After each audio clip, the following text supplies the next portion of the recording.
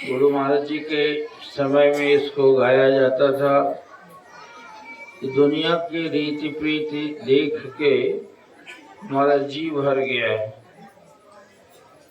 और जी भर गया है, मुझे गुरु के चरण का ही आधार है। बस एक लाइन में जीवन बदल जाएगा। इसको अमल हो गया कि दुनिया के रीति प्रीत से मन भर जाए और सदगुरु के चरणों का आधार मिल जाए, तब तो फिर कहना ही क्या है, जीवन स्वर्ग बन जाएगा। जीवन की सारी तृषा खत्म हो जाएगी, लेकिन होता नहीं। जितनी तालियां ज्यादा बजती हैं और ढोलक का बोल खनखनाता है, हम समझ लेते हैं कि हमारा भजन बहुत जम गया। लोगों से जाकर कहेंगे कि एकदम हमने तो हिला दिया पूरे महफिल को तालियों के मारे, इतना जम गया हमारा भजन की पूछिए मत।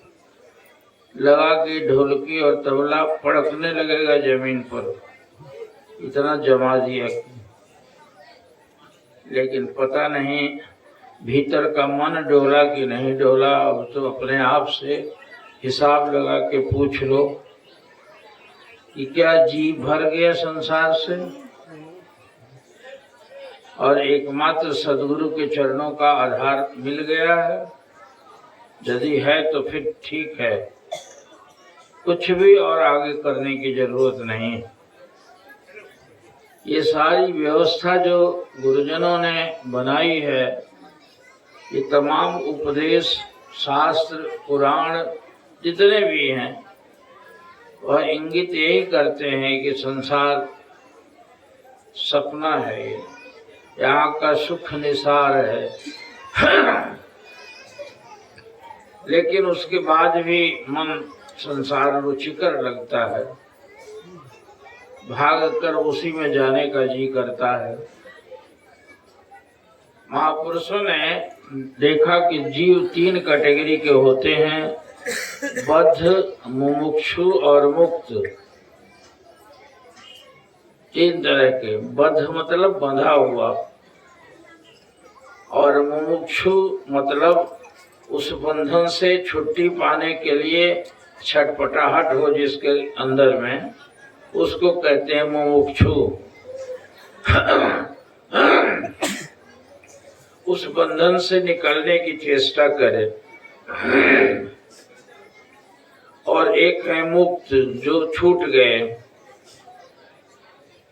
तो तीनों में हमारी कौन सी कोटि है? मछली का मिसाल देते हैं रामकृष्ण परमहंस।